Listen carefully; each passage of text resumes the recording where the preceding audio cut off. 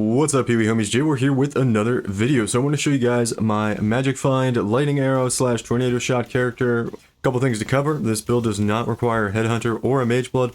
I've got a feeling pretty good without them. First things first, we are a Magic Find character. We have about like 40, 50 quant, depending on if it's the type of monster we're killing, because I have 50 quant by normal enemies with a Bisco's Collar, which is really good for, I think, doing strongbox farming, because a lot of the monsters that come out of the strongboxes are going to be white monsters, normal monsters. It's probably about 45 quant or so without the Biscos, and then it gets up to like 90, 95 with the Biscos if it's a normal monster. We get rarity per 15 rampage kills, so we have like, I don't know, 75 rarity at 1,000 rampage kills, and then we have another like 100, 150 rarity from our other items. That's what you're looking at for rarity. Another thing to talk about is the glove slot. Now, something a lot of people aren't doing. A lot of people like to opt into the Calm's Spirit gloves, but I'm using Tanu Ahi gloves, and this procs Adrenaline for us. Adrenaline is massive for this build because we use a lot of borrowed power with this build, kind of to gain onslaught.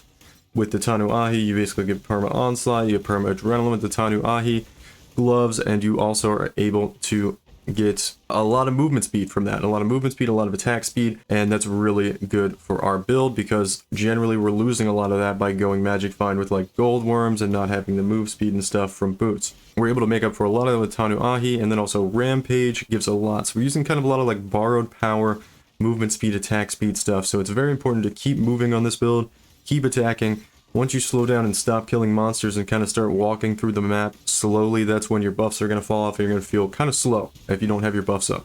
But if you have them all up, it feels great, right? And it's not super slow without your buffs up, it's still pretty fast. But that's kind of the play style you want to have when using this build. It's a very snowbally play style, and you want to keep killing the monsters. It's generally a good idea with this build to just kill everything first and not worry about looting until the map is clear, and then you can go back and loot everything when everything's dead and you don't have to worry about keeping your buffs up.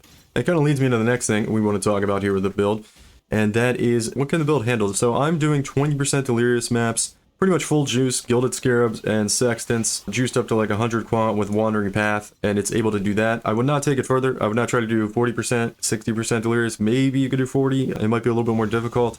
You could probably do it. You want to kind of have an aggressive playstyle if you're going to do that. I wouldn't recommend it though. I haven't tried it. I plan on just doing 20%. You don't really get that many more rewards for doing 40-80% Delirious, or 40 to 60 to 80%. If you're going to go up to 80%, you kind of want a really powerful build. You want to be doing like skittering Delirium Orbs on your maps and, you know, Deli Wards fill faster kind of stuff, and that's not really the farm I'm doing. So you can move things around a little bit. Again, I'm not going to talk too much about all the things you could do, but that's what I use it for, and that's the difficulty level that it's comfortable with. So I wouldn't go too much past that. That's what I've been doing, and it works great for that. You know, you get tons of rewards still. It's definitely worth with Magic Find to do that setup. All right, moving along. So for our chest piece, we're just using a Hero's Ire. This gives us a whole bunch of flat cold damage, which is great, and a whole bunch of spell suppress with a ton of evasion rating.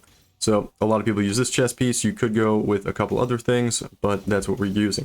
Ventress Gambles. These are probably the more expensive items in the build, other than the quiver and the bow. Everything else is pretty cheap. The Heroes is going to cost you a few divines to get a 6-link one. But the nice Ventress Gambles are going to cost you, I think I got these for about 5 divines each. They're really nicely rolled ones. We got about 10 quant, 9 quant, and right around 30% rarity on both of mine, with really nice elemental resist rolls. So, and some decent life rolls as well. Goldworm boots, these should be cheap enough. I have an enchanted pair. It's nice to get the enchant for move speed on them.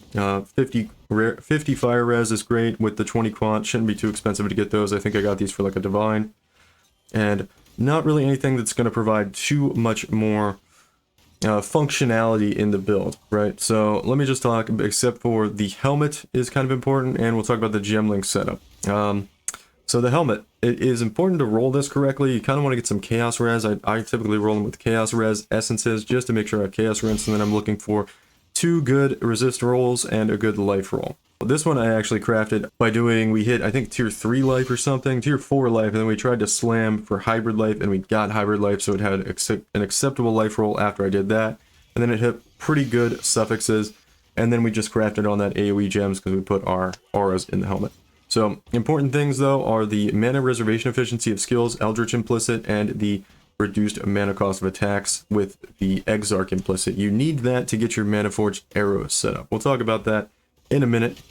And let's just go over the bow real quick. So I have a 1700 DPS bow. If you want to see how to craft these, I just put out a video crafting this exact bow in that video. So if you want to see how to make one for cheap, you can make one very, very similar to this for as cheap as about 7 divines or so. After that, it gets pretty expensive. So if you want to have really nice suffixes with like a veiled mod suffix like I have here, it's going to get up to around 20 divines, maybe a little bit more. Kind of depends on your luck with your essence rolling and your ashlings and all that. But you could watch the video on that if you want to take a look at what I did. And then the quiver, so an additional arrow quiver, a fractured additional arrow quiver with bow attacks fire additional arrow is, this one I think was about 9 divines just for the base, and then I just essence spammed until I got good stuff that I wanted on it. So it's not the cheapest thing there, but all around the build is going to cost something like 30, probably about 40, 50 divines. Once you get everything, all the gems, everything included. One other thing I do have, you know, this large thread of hope is really important to get on the build. And then we also have forbidden flesh, forbidden flame jewels here with nature's boon. This just gives you a little bit more move speed, which is really nice in the build. These were like 1 divine and 3 divines or something, so it's like 4 divines for those. So I'd say it's probably around 40, 50 divines in total for the whole build. The bow can be a little bit more expensive depending on what you want to do with it. If you're trying to save currency and just throw it together for as cheap as you can, I would recommend doing the multi-mod bow method, where you're only going to have 2 suffixes, but you're going to guarantee the costs stay really cheap on it, and you can end up with a really nice bow still. Definitely like 15, 16, 1700 DPS maybe, depending on your rolls on the prefixes. But like I said, if you want to look at how to craft the bow, you can go watch the video I put up on how to craft a 1700 LE DPS bow. That's what this one ended up being. Okay, let's talk about the Manaforged arrows gem setup. So we use some tech here. This is another thing I made a video about. It's really good for single target damage. Definitely helps for clear in the map too. It's just more damage getting thrown out because we're taking advantage of chain. Now, a lot of people like to take far shot with like chain on tornado. On tornado shot, you could just get forbidden flesh, forbidden flame jewel to get like one of these other ascendancy points, and then, you know, get far shot as well as chain instead of having nature's boon from Pathfinder to get flask effect. That's what this is.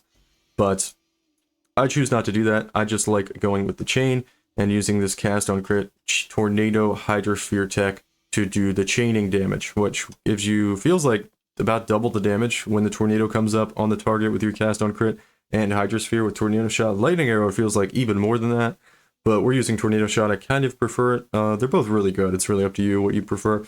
The damage isn't that much different on either one of them, and it's just a little bit of a different like feel and play style to the different skills, which is cool. Back to the ascendancy points, you want to make sure you have this +1 chain. You want to make sure you don't have any pierce, so don't get a quiver with pierce implicit, and do not take this additional projectile's pierce, or you will not be able to get the cast on crit chain, tornado, and hydrosphere chain setup working correctly. So make sure you have all that set up, and then the other ascendancy points, I'm not going to go over them, they're just good for the build. You can look into them if you want, but pick those if you want to have a good build. Anything else to go over? Not really. The flasks, I like having an amethyst flask. We just happen to have one with fractured move speed, so I made this my suffix move speed flask.